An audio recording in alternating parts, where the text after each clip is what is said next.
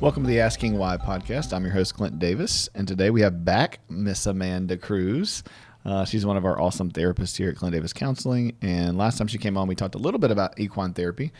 So I asked her to come back on and kind of let's talk about equine therapy more, horses, somatic work, all that kind of stuff. And so we're just going to chit chat about how things have been going and what you see with clients and, all that stuff. Welcome. Thank you. Happy to be here. How's it been going? It's been good. It's kind of hard doing equine work right now because it's like 100 degrees outside. Yeah, I know. The recent storm was a welcome change, but I did have to cancel a couple. Oh, I bet. So. What's that like, tending to the horses with storms and weather? And, I don't think people think about that a lot when you have to. I think that's one thing we've been talking about with the nonprofit and figuring out how do we fund all of these things is, with the regular therapy session, you show up to our office, man, the worst you got to do is go grab a Kleenex box or coffee. Yeah. But for you got to kind of take care of all those things. Yeah. Owning horses is a lifestyle. Mm-hmm. It's you can't even compare it to owning dogs or cats or anything else. There's a lot that goes into it. I have chores and feeding and things I do every day on a daily basis. Mm-hmm. Having them in the therapy mix is another situation because then you have to have the right environment. I have to have the pasture. I have to have the horse available to work. I have to also be mindful of how much the horse is working. I have 4 horses that all participate as partners in therapy, and they have a tolerance level just like we do. Mm-hmm. I can only see so many clients a day. You can only see so many clients a day. I don't want them to get past their comfort level in that. Have you figured that out? Like, since you've been doing this a couple of years now, have you figured out like what their different personalities, like I know you knew their personalities like as horses, but have you figured that out, like how they are therapeutically? Or are you still figuring that out? It's interesting because yes, they are different. They all have different horsenalities is what they call it. Nice. But they show up different with different people. Mm-hmm. Well, don't we all? Yeah. In some ways. Like sure. We'd love to show up. We try to teach people to be congruent. I'd like to think that how I talk on this podcast is the same way I talk to my friends, is the same way I talk from the stage, is the same way I'm with my kids or at jiu-jitsu or whatever it is I'm doing. And, I would not want someone to be surprised and go, oh my gosh, didn't know he was like that, or that was totally different. But we all shift a little bit. Yeah. And so do you feel like they're totally different horses with different people, or they just have different, like they're adapting to different people different ways? Does that make sense? Yeah. And I think that this is a great topic for us to talk about because being congruent and showing up as we are is something that I've really worked on the past few years, and who I am as a person. I want to be the same person everywhere. Mm-hmm. But I'm also not the same person I was yesterday. Right. So, there's a tension in that. And so I think the horses sometimes I'm surprised at how they respond to an individual, but I also have to recognize that they're growing and learning, and their window of tolerance is expanding as we do this work with them. Yeah. Because relationally, we change in relationships, and their relationship with me has changed. I've got one of my horses, I've had him for 19 years. I've changed a lot in 19 years. I'm sure. And he's been with me through a lot of that process, and my relationship with him has changed. So tell me about that. How was it in the beginning? And what's his name? So Dunny is the horse, and a lot of people know Dunny because I've had a lot of success with him. Mm-hmm. But when we got him, we originally bought him for my husband to compete on in team penning. And that's a timed event where you move cows and put them in pens, and it's so much fun. I miss it. I haven't done it in a long time. But Dunny already knew how to do that, and my husband was just learning how to do it. And so we thought they would be a good team. Turns out they didn't. They did not get along. And so I started riding Dunny. At the time, I had another horse that I was successful with, and I didn't want to change horses, but we just made adjustments and sacrifices. And so my husband rode Champ, the other horse, who is passed now. And I rode Dunny and did not like him at all. Like the first 6 months I had him, I didn't like him. We couldn't trail ride because he couldn't walk. He was so high strung that he just jigged everywhere he went. Right. Very dysregulated, very high energy. It took him a very long time to settle into being a horse. And now that I think about it, it's so interesting that came up. I don't know. I don't think he felt safe.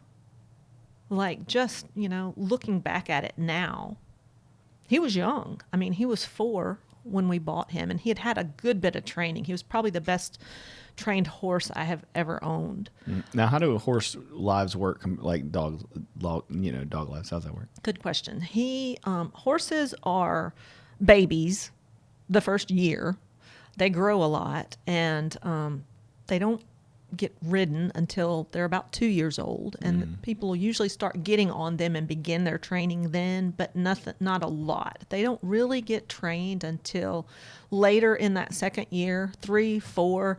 A 4-year-old horse is still a fairly young horse, and then they're usually in their prime 5, 6, 7, 8. And then once they get in double digits, they're considered seasoned, and they typically, if they've been trained to do something, you're going to know if they're going to be good at it or not. Then they mellow out some. It's like they learn what's expected of them. Yeah. And now, is that just from the kind of riding perspective? Yes. Okay. Yeah. So not from like a natural lifemanship or natural horsemanship perspective. Yeah, natural lifemanship is different because it's relational. Right. And with riding.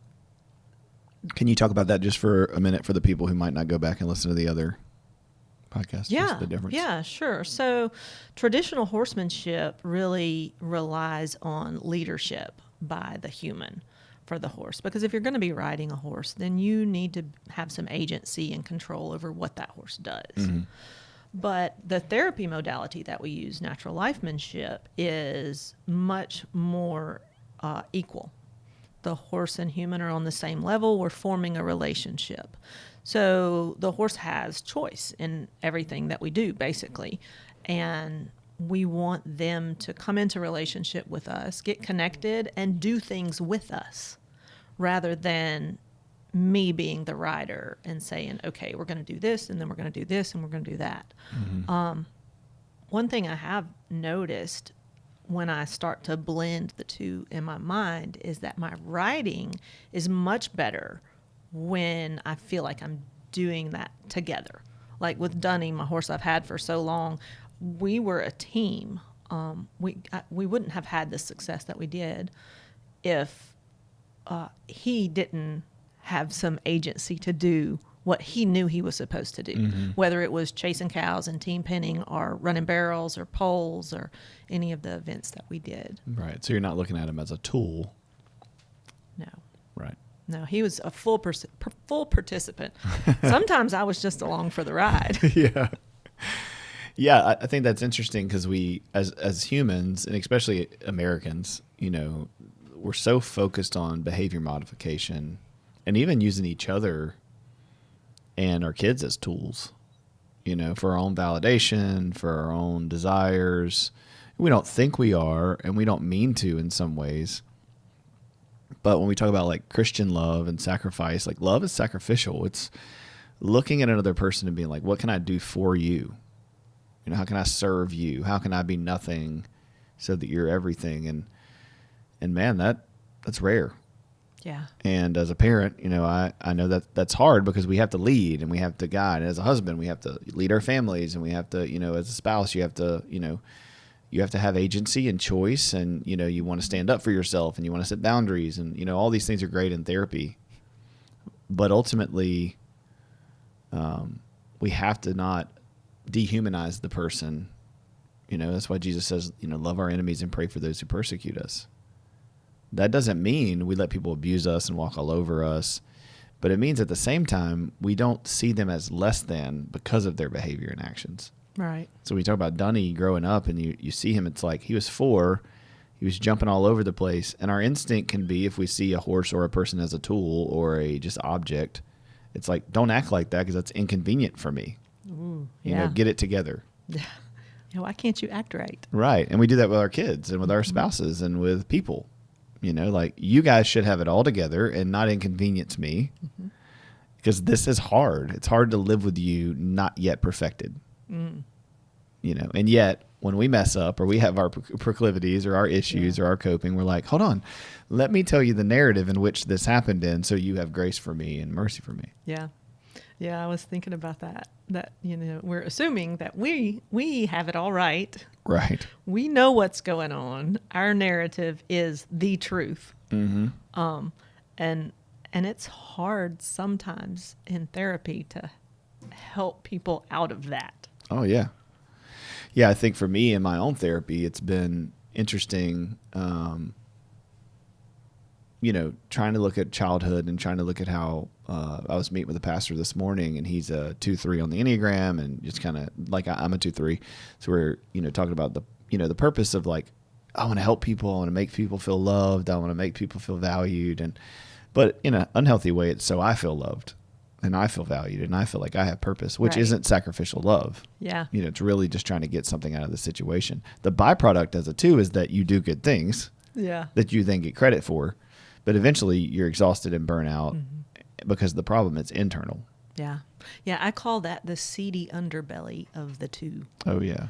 And it was hard. I'm a 2 also. And so when I read that, I was like, ooh. Oh, it's the worst. That is we don't want to admit it. So yucky to think about, why don't they like me? Because I'm doing all these great things for them. Yeah. Yeah. And it's shifting it, with natural lifemanship and the kind of therapy that we do with the horses. The shift is to the relationship. Mm-hmm. The relationship is the goal, not the things. Well, yeah, and I think it's a 2. Like, when I started doing equine therapy, it was, this horse doesn't care about hanging out with me. It's a horse. It could care less about, and I don't want to be vulnerable enough to need for the horse to hang out with me. Like, I need to do something and let me take care of you. Like, you look like you're you're stressed out. Like, I don't put you in an inconvenient space. If you don't want to hang out with me, don't. Like, do whatever you want. Mm-hmm. And I had to learn that, like, that boundary is, it's okay for me to ask for what I need and then let them have the opportunity to say yes or no. Yeah. And man, that's hard. It is. It's definitely hard. That's an interesting space. And when you think about the fact that relationships are built on requests, if all you do is provide the thing, then that's a one-sided relationship. Mm-hmm. And if it's not good for both, eventually it's not good for either. Because like you said, as 2s, we can get to the burnout, and all I ever do is do things for them and they never do anything for me. It's all about that behavior modification and what can I do? Mm-hmm. Yeah, and we don't want to, I think most people don't want to make that request, and when we're talking about request, right, we're talking about like, hey, can you hug me? Can you sit by me? Can you buy that for me? Can you not do that? It can be anything that you're asking somebody to do. And the risk is they're a human with options, or horse, and they get to say, no, I don't want to do that. And then you got to make another request and negotiate. Mm-hmm. Yeah. And that's hard. It is. Because I don't want to feel rejected. Right. And I think sometimes we try to set it up so we get the yes. For sure. It feels so nasty. It is. It's, manipulation at its finest. Well, it's fear. Yeah. We're terrified of not being enough. At putting ourselves out there and being vulnerable and being seen. Mm-hmm. And then the person being like, oh, I see you. And you're not worth it. That's a hard space to be in. And I think a lot of people as children, unknowingly have experienced that. So it's not crazy. Yeah. to think that might be the experience. Yeah. It's quite capable that you put yourself out there with somebody, show them you're ugly, and they go, "That's too ugly. I'm walking away." It's too much. I can't handle it. That's an option. Yeah. And so as Christians, our faith has to be that even if we do that and a person does that, that God has seen us and knows us the most and loves us the best, which is insane if you think about it. Oh, yeah. That God knows me and knows my proclivities and knows my disobedience and knows all these like little passive aggressive manipulative things that I'm trying to do so I can be God. And he's like, yeah, I love you anyway. Yeah. That's wild. Yeah, it is. But that's what love is. Right. And I think as we talk about this, what comes up for me is the thoughts, the internal thought that I'm not good enough is planted and watered by the enemy. Mm-hmm. I mean, he wants us to be in that space. Yep. Because if we're there and we're busy doing all the things to get the love that we need, and we never realize ourselves what we're doing, we're not connected with ourselves at all. Or God. We are ineffective. Yeah, we're totally ineffective for the kingdom. And I think it's sad how many people are like that now, and they don't even realize it. Oh, yeah. I mean, we're so checked out and so numb. We're so overstimulated by all the information, all the entertainment, all the comfort that we have access to, especially as Americans, that we're never still. Yeah. And we're usually doing that because we don't want to be still with ourselves. Yeah. And it's not real. It's not. No. It's just fake. Yeah. I've really lost tolerance for a lot of, I'll just say media, because it's across the board. Oh, yeah. Both sides. And it's hard to think about the future and what's happening to society, because everyone is so checked out and so invested in whatever the narrative is or the thing is. And I mean, this is an election year, and I can't even watch TV. I can barely walk past it. Yeah, for sure. Yeah, I think radical comes to mind is that, disciplined, radical, obedient, these words. And again, I'm not the king of this, but, my phone's pretty much a dumb phone. So I have podcasts, I have Apple Music, and I have Audible. And that's it. That's all you need. And I have my email and stuff like that. But it has been so freeing to not, if I want to hear the news, I have to go actually actively search for something specific. Like, I need to know about this. And then the thing is even if people are like, well, you don't know everything. And, you do a podcast and you need to be in the know and you need to talk about these things. And, and I'm like, people tell me, what I mean? It's not like I don't know things. My friends all have it. And my clients all have it. So I hear about all of the things and then I dialogue about it and talk about it. But how much positive impact does that have on my day versus negative impact? Right. And for me, I just can't control myself. So I've gotten to the point where I'm like, I'm not going to even give myself the option because I'm going to try to watch it for 5 minutes, or I'm going to try to say, I'm going to finish this book or listen to this podcast that I really want to listen to that's healthy. And instead I find myself thumbing through some social media account, some nonsense, even good nonsense. It may be jujitsu, or it may be clips of sermons, but it's nothing specific and intentional. Yeah. And so then I an hour later, I'm like, I learned nothing. Yeah. It's a trap. Yep. Yeah. And it doesn't, it impacts your life to the extent that you let it. But sometimes I think it's just a thief of our time. 100%. Yeah, you can't get it back. Yeah.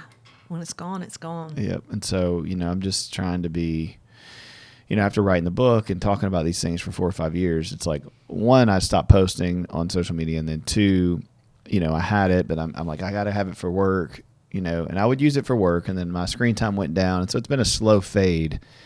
But it just got to the point, a while back where I was like, I can't win. Yeah. Because even the thing about, I'd say the thing about these things that we lose in, let's say it's lust or alcohol or anger, or if, yelling at someone in traffic. I don't know what the thing is you struggle with or people struggle with, buying something that's too expensive that you don't need. All these kind of behaviors that are the symptom of the heart problem is that nowadays when you lose in something, it's big, right? So it's like, if it is pornography, looking at that once in a year is too much because it can wreck your whole worldview. A kid seeing that at 10 or 11, right? It can change the way they think about everything. Nowadays you get mad in the street and you flip somebody off in traffic, or somebody yells at you, or you get on somebody's butt, they get a gun and shoot you. You could die. Yeah. The consequences in 2024 for our actions, we don't live like this is the case, but the world has changed to where the things we get exposed to and that we go, oh, I messed up, I drank too much, or I did these things. The consequences just lead to so many things now that they didn't lead to in the past. Not that people didn't do bad things, but the risk assessment is so much greater today. And so I think that means we have to, we have to take less risks, and we have to assess our lives and curate them in a way that, it's not legalistic. You're not like, oh, I'm not doing this so that God's happy with me or so that I'm a good person, but I'm recognizing who I am and what I'm capable of, and that I've got to choose this, the old Indian, Native American phrase, which wolf do I feed? Right. I love that story. And it's like, well, the good or the bad wolf. Well, which one wins? Well, whichever one you feed. Yeah. And it's like, yeah, if I watch these things and look at these things and expose myself to these things, at some point I may be looking at jiu-jitsu. I may be looking at, a sermon, but at some point something inappropriate's going to come across my screen, and I may win 100 times, but the 101st time that I lose, it's not worth it. Yeah. If I struggle with alcohol, it's like, okay, I may be able to drink every once in a while and have a drink here and there, and I'm fine socially. And a couple times a year I go too far, and, then I got a headache and I sleep in, and I'm mad at my wife, or I drove, or it's like, okay, well, it's too far, and I don't know. It's trying to figure out what our thing is, because everybody has different things. Yeah. And being able to go, okay, when Jesus says, cut your eye out or cut your hand off, he's not literally saying cut your hand off, but what he's saying is, am I worth more than whatever this thing is that you're pursuing? Yeah. Maybe now you're at a place where it gets you a couple times a year. Yeah. And I think that makes sense. It points at choices that we make. And I think that the danger, like you said, with social media or access to the internet, is that now these algorithms, they know what your problem is. They know what, they say that, Satan knows the bait to use to set the hook. And your algorithm knows. Yep. Well, there's a group of people literally creating it to catch you, to win, to get you to look at it and deal with it and buy it. And, so, we judge people for certain things, whatever, pornography, alcohol, drugs. And yet we got 37 Amazon packages this week full of nothing. Right. Yeah. So we all have our things that make us feel safe, that validate our emotions, that help us manage the anxiety, going back to what we were talking about, managing the anxiety and the feelings of worthlessness. When in reality, doing the work and recognizing that God has already given us all there is to give us. He loves us and values us, not for what we can do and what we can present to him, but because of who he is. Yeah. And he's equipped us to be able to handle these things. There is a way out of the trap. Yeah, Scripture's clear. Yep. Yeah. There's nothing that nobody's been tempted with, and he always leaves us a way out. And if we're honest and we look back on whatever thing we did this week or yesterday or this morning, or, we go, okay, yeah, I had a way out there. I could have done this different thing. I was mindful about it, Yeah. Yeah, I'm thinking about when I used to compete in barrel racing a lot.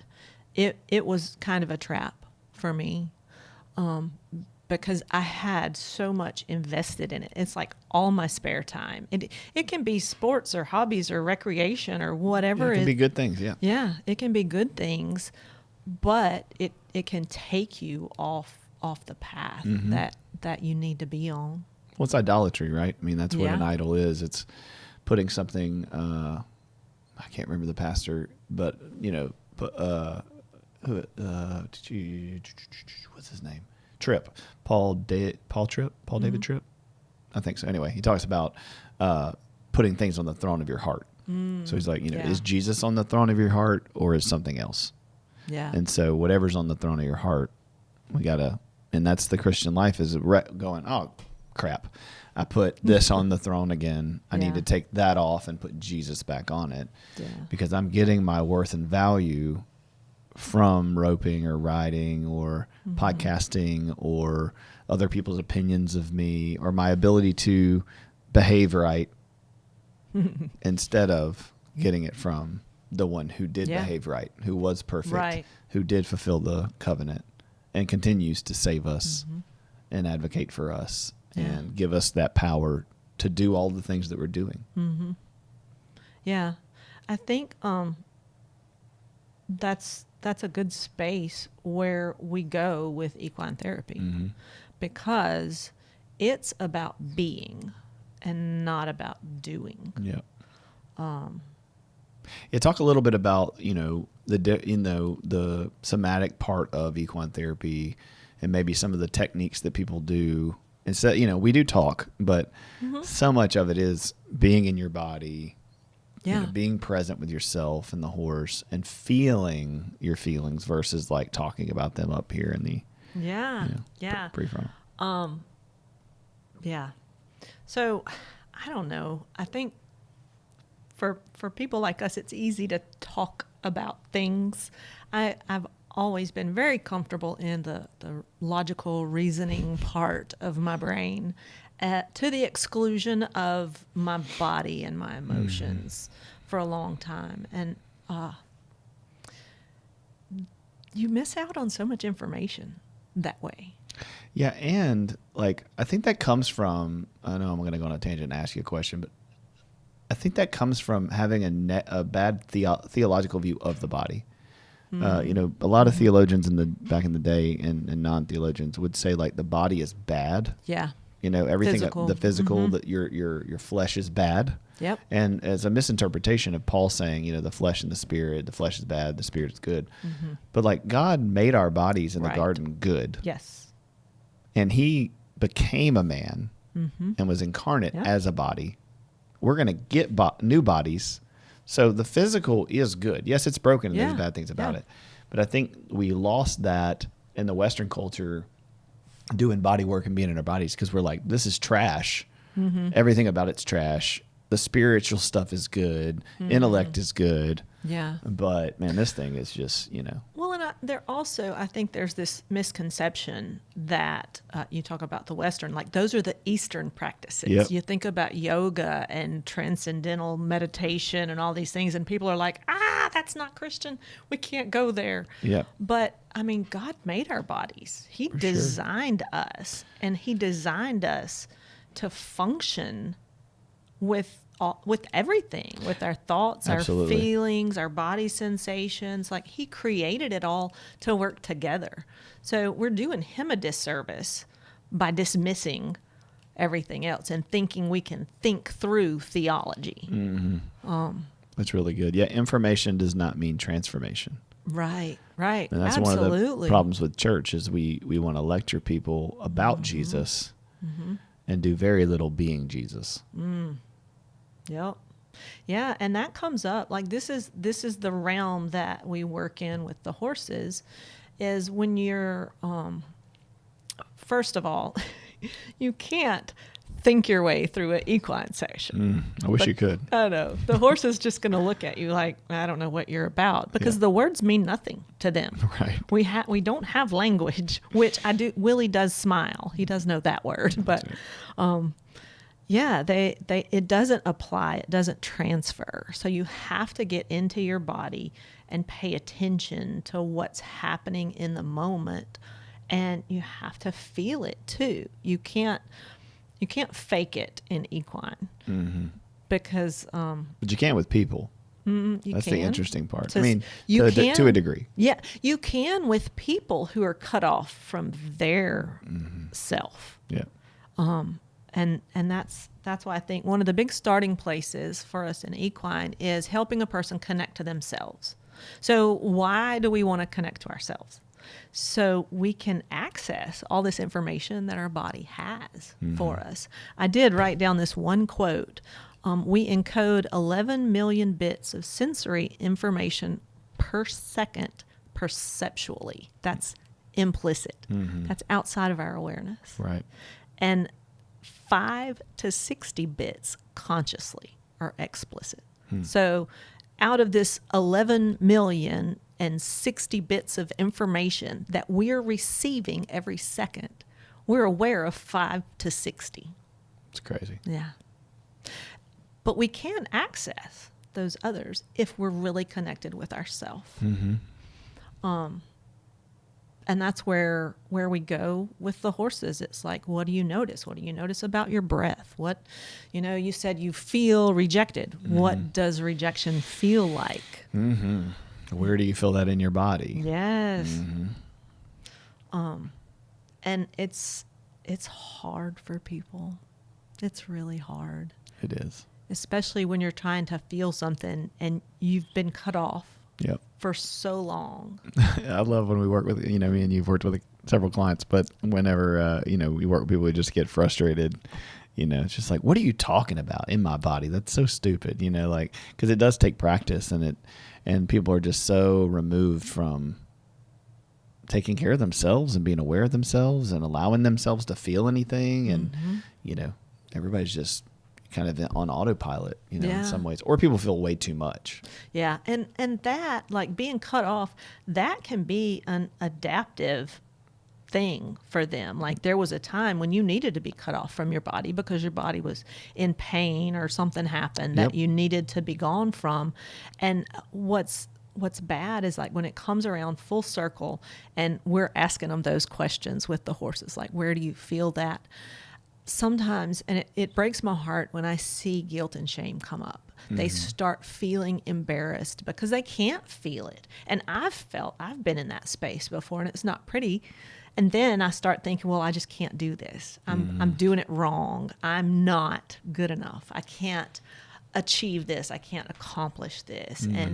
And so it just brings up all your stuff very organically. Have I told you about them making me ride the horse backwards? No. Okay. So when we did this 4-day inpatient retreat or whatever, and we were doing EMDR, and so I was trying to, same thing. I was not in my body. I was too worried about being a therapist and performing in front of therapists. I had all these things going on, and I just hadn't processed this one part. And so I was overthinking, big time. And so I had to turn around and ride backwards on the horse. So the horse is going that way, and I have my hands on the rump, and I'm feeling the hips move back and forth for the EMDR, bilateral stimulation. And eventually, like, I couldn't think and do that and worry about falling off the horse. And so I was able to kind of like be in my body and feel, and it was good. But I remember laughing and being like, oh, that's the word, like, I can't remember what it was at the time, but it was like, I could get to one layer, but then I intellectualize the whole thing, and think about it. And it's like, for me, I've been in therapy for 20 something years now, 23 years. So the other day we were at the house, my mom had sent this box in, and it's like my last stuff from I've been married for 15 years. My mom's still trying to get rid of stuff to my, sorry, Mom. But she brought this book, and it was like letters from Afghanistan and different things that were in this one box. And I had this one little journal, and I opened it, and there was a yellow sheet, and it was my first appointment for therapy, and it was 2001. No, let's see. Like 2003, end of 2003. It was like November 2003. Wow. And it said the therapist's name and all those kind of things. But I was like, wow, this is crazy, to think, that's 21 years that was like my first appointment. Yeah. But, you keep working at it, and you still got junk to So they put you to on a deal with. horse backwards Yep. to trick you out of intellectualizing. Yeah, the problem wasn't that I didn't, and this is the thing. We can know what the problem is. Yeah. We can know God loves us. We can know the truth. And Yeah. yet, if it doesn't get in our body and move from our head to our heart, It's not integrated. no. And I think that's so many problems with church and therapy is we want to just behavior modify everything. Right. And people can do that really well. Like you said, that adaptive behavior. Like I can be a really good boy. Yeah. I can put the mask on. I can, play the game. Yep. And yet, it's not affecting my heart. And Jesus talks about that a lot. Like the circumcision, right, is of the heart. Like it's not just this physical change that they look for. It's the heart posture and, how you pray, how you walk, how you talk, how you give. It's not about don't do these things. Right. We're doing the Sermon on the Mount right now, and Jesus is like, if when you pray, don't be like these people, right, the hypocrites, but go into your room and in your closet and pray in secret. And then literally he turns around and says, now, let's pray. You pray, pray like this. Father in heaven, hallowed be thy name. It's like, okay, so obviously Jesus isn't saying never pray in front of people. Right. And always only pray in secret. But when we read the text from a behavior modification perspective, then we're like, okay, what do I do? How do I be a good kid? How do I do Jesus' stuff? Yeah. Instead of going, the letter of the law is what Jesus is pointing to. Don't be hypocritical when you pray. Yeah. Don't be like the Pharisees and pray so people are like, you're a great prayer. Don't give so people go, you're a great giver, right? Do this with a humble heart, and that's the point. Yeah. Yeah, I think when you talk about being hypocritical, I think about how that's incongruence. That's when you're like, you can follow all the rules, but not have a heart for Jesus. Oh, yeah. You can show up and do things for people and then go turn around and talk about how much stuff you had to do for people. Yeah, that's our and two how self. they're ungrateful and, be really nasty about it internally. And, we were talking earlier about how God knows us and he loves us anyway. He knows when we're getting off track. He knows when we're just doing the thing to gain acceptance or to check the box, and when our heart's in it. And there's such a huge difference in how things are received when our hearts are in it. And again, that's where the horses help. Yep. Because you can't fake it with a horse. Horse, because they're a prey animal, they are attuned to us. They're attuned. They know what's going on with our thoughts, our feelings, and our body. Yep. And as a predator, if there's incongruence within us, they notice that. And if you're saying, here, come here, horse, I want to be with you, and you're terrified, they're like, I don't know what she's afraid of, but I am not going over there because there's something scary there. Absolutely. Or when I think about the prey and the predator, I think about my cats, because they are the best predators.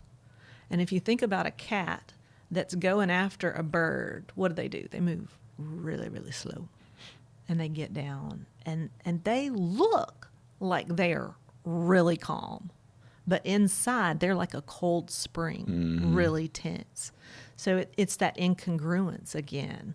And I think sometimes with the horses, I see people, they think, okay, you have to move really slow, and you have to be really calm, and you can't make any sudden movements, and you can't be afraid because they know you're afraid. And I'm like, okay, first of all, get rid of all those rules. Yeah. They're not going to jump and run off just because they might, but not because you did, Right. Like, remember that session we had the kid and you were like, just run out there and scream and see what happens or whatever. Yeah. Yeah, get crazy. And none of them did anything. No, they just look like, what?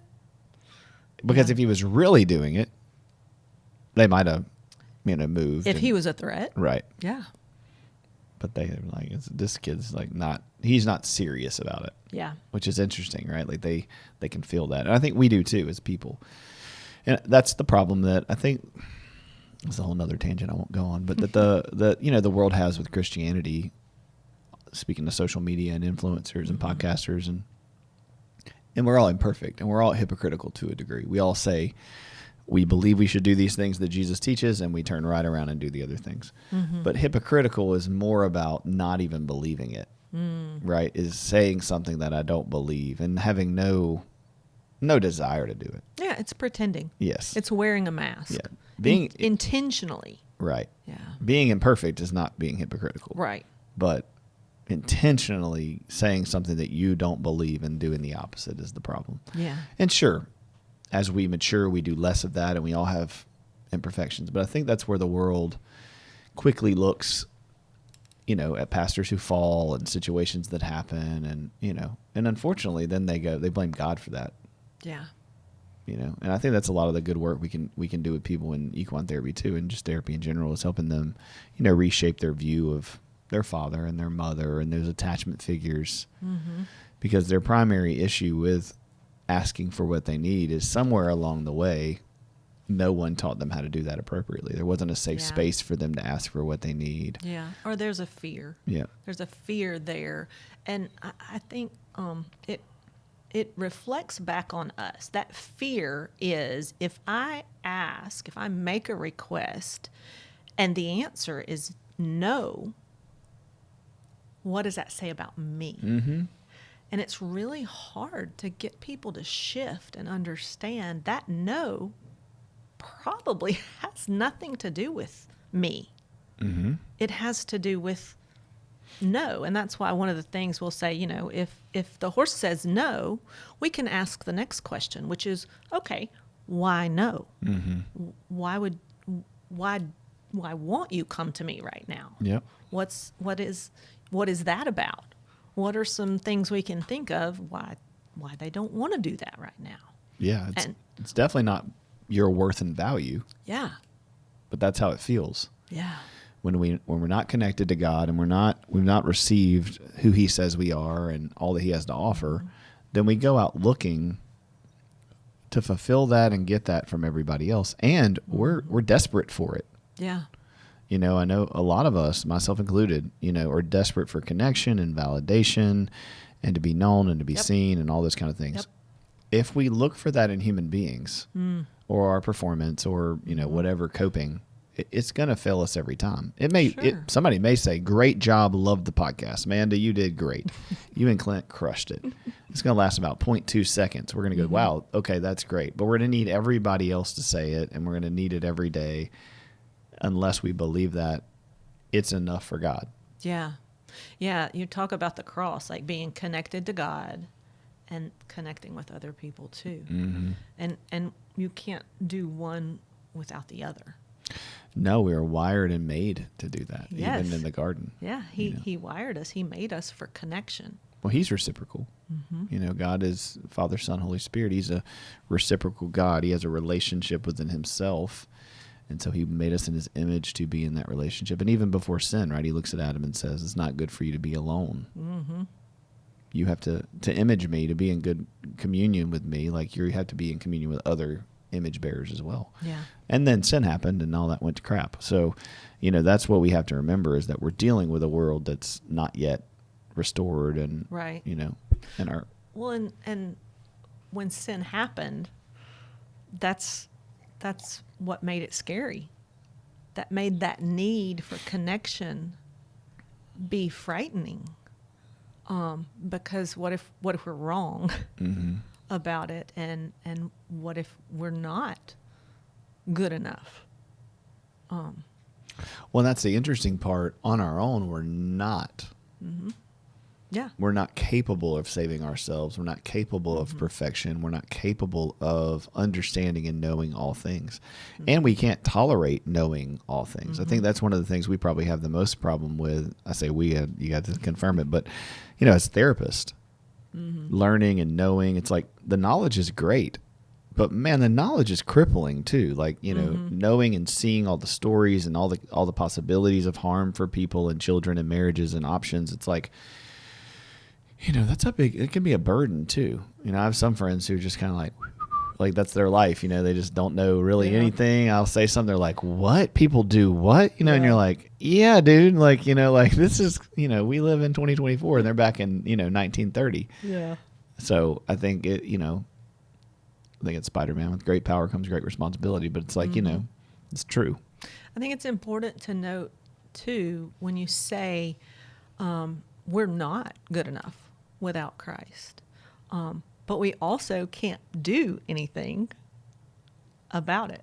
Yeah, we can't earn it. No, there's no task that we can do to get that connection that we so desperately need. Mm-hmm. Yeah, it's already available. Yep. Jesus already did it, and that's the real paradox, is to go, okay, I feel not good enough, right? I feel unloved. I think these negative thoughts.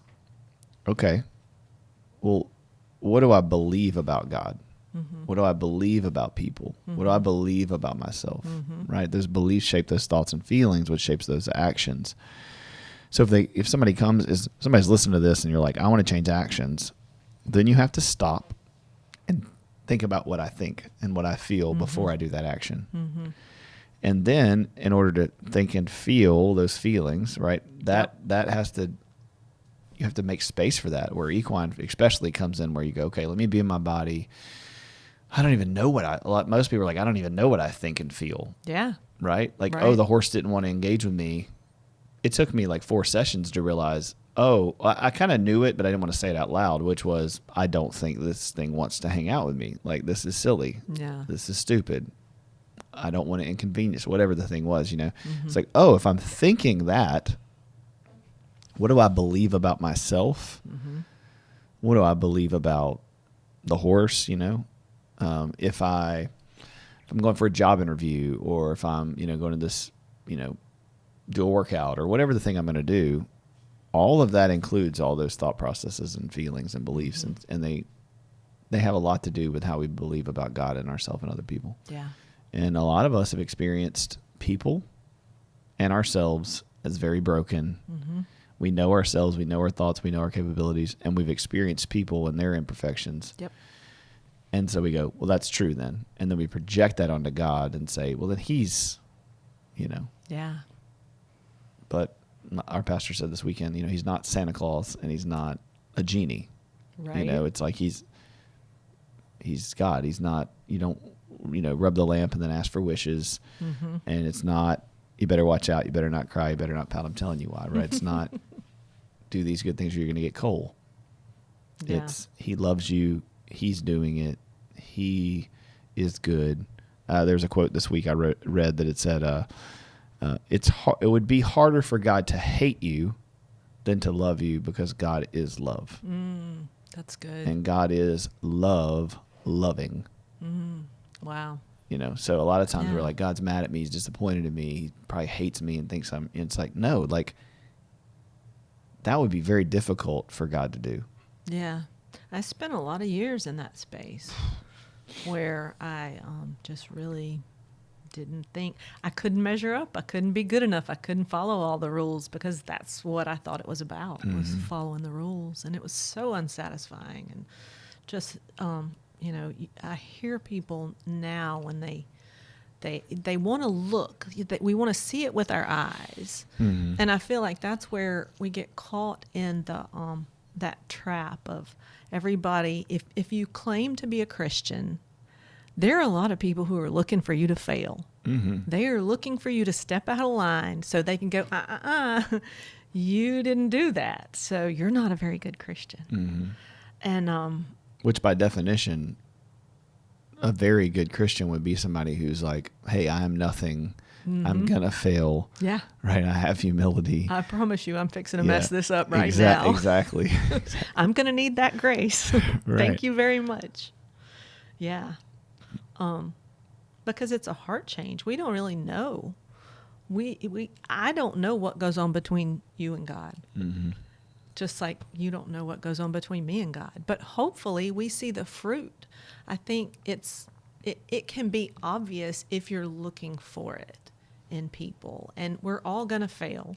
And what I can say is I'm trying. Mm-hmm. I'm trying to be graceful and grace filled and give grace to other people. And sometimes people don't like the people I give grace to. That's right. They didn't like the people Jesus gave grace to either. Right. But the gospel, right, the real gospel is an aroma to some and death to others. And that's what it is. Some people, you show them grace and mercy and unconditional love, and they're like, wow, this is amazing. I want this. And other people go, oh, something about this isn't right. I don't trust this. I don't like this. I don't know how to live with this. Because at some point it points to their own issues and own sin and own personal responsibility. And none of us we all feel shame already. And we don't get that the gospel isn't shame. Yeah. It's not condemnation. Yeah. It's certainly guilt, like shame is I'm bad. Guilt is, what I'm doing is not good. And I think that goes back to, sure, God has forgiven us. He's done all the work. He's given us all the grace and all the mercy, and there's nothing we can do to save ourselves.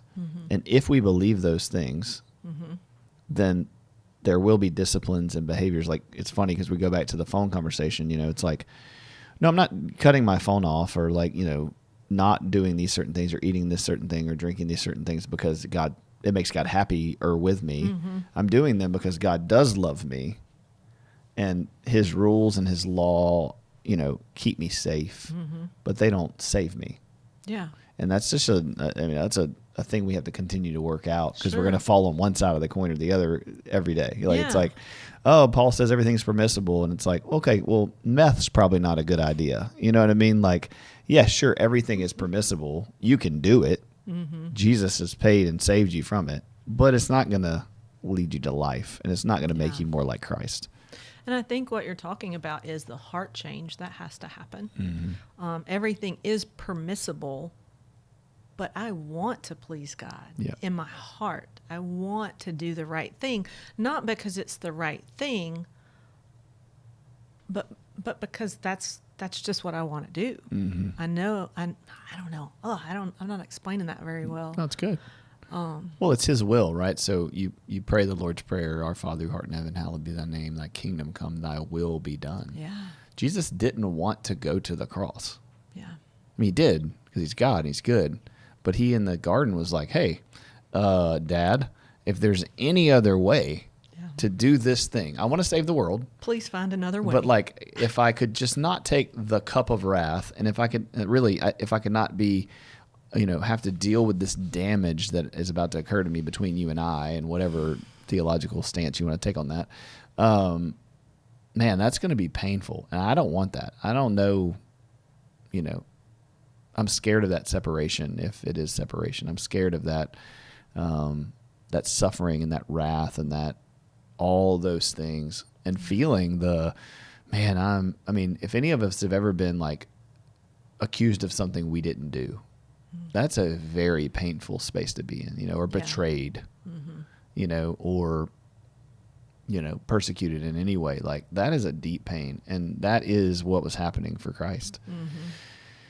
And he didn't intellectualize it. And, he was in his body. He was in the moment. He cried. He sweated blood. He prayed to the Father. He was a full human and God at the same time. Yeah. And I think it's such a good model for us to remember, what allowed Jesus to do the hard thing was not behavior modification, was not the 12-step program, was not intellectual properties, not information.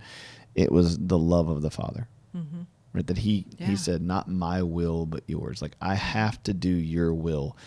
And how was Jesus in God's will enough to know it? He was praying. He was being disciplined. He was taking time off. He was going to rocky climbs. He was going to fields. He was on the boat. He prayed. He did the things. He was in community with other believers. He fasted. He did disciplines. And he trusted. Yes. He trusted. That's such a vulnerable spot, to be in. Yep. It's good stuff. Yeah. Any closing thoughts, comments? That was really good. I don't know. I think I needed that today. Yeah. Yeah, this was fun. Just so the listeners know, we've been making improvements out there, have a little office set up. Yeah. So if it's raining or it's really hot, the way we typically do a equine session is you come out, we'll meet up in the office for a minute, and then go out and get with the horses and do whatever. Yeah, but if it's raining or there's something going on or there's something to process, now people can go and sit down and have a session and talk through some things and process some things and go back out. And and you do sessions on Mondays and Fridays, right? Correct. Yeah. Awesome. Well, give us a call if you need something, guys. We would love for Amanda to work with you, and I'm getting back out there next week myself. So we scheduled an appointment before the podcast because I was like, I need to be around some horses and regulate. If you need something, email us, call us. We hope this was helpful to you. Love you. God bless you, and have a good week.